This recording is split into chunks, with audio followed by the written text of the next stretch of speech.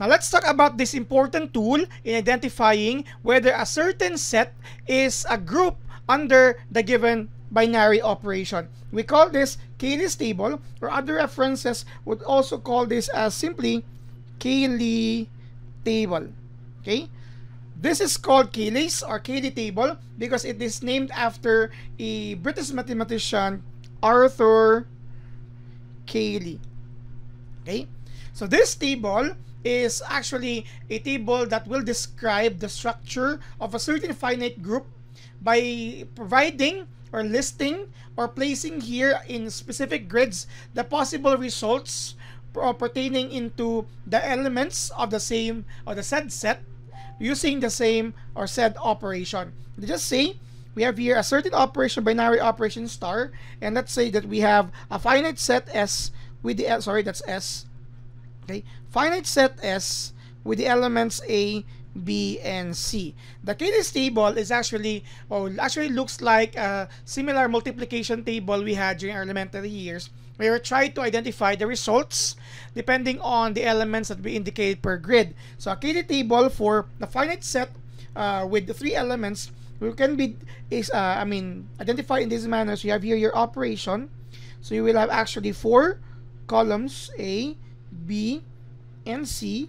Okay, my illustration may not be clean, but nevertheless, let's use this one, A, B, C, and you'll have here the grids here, and you are to indicate per grid would be the result under the operation when you try to operate the elements correspondingly. So you're going to place here the result depending on how you define the operation, if it's addition, if it's multiplication, or it's other different operations depending on how it's defined using the elements of the set, and the set again can be defined differently as well. So you're going to implement here, place here the results for each of the pairs of operation, and this will help us identify whether the given set is actually a group. Okay, so we're talking about group now. Okay, we're talking about group now, whether this set is a group under the given operation. Of course, there are actually conditions for a certain set to be called group. First and foremost is, of course, we have a given with a binary operation. And then again, this Cayley's table will help us ultimately with regards to identification whether the set is a group or not. So we'll talk about group later, and just presenting here the Cayley's table.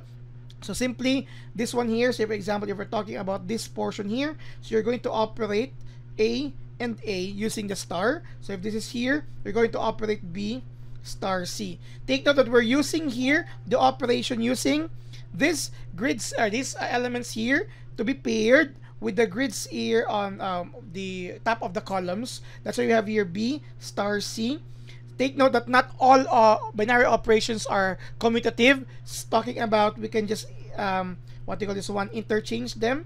So there are possibilities that the result of this is not the same as that. So you need to place it carefully in proper grids. So for B star C, that's actually this point here, and C star B is actually, that is the result here. Okay, so also need to really clarify the use of the Cayley's table for that, because then again, not all operations are commutative, associative, and we are to again use this in the identification whether the given set is a group under the given binary operation. We'll have more examples into this as we move forward to the topic of groups, so specifically on its definition, criteria and conditions to be met, and some examples as well.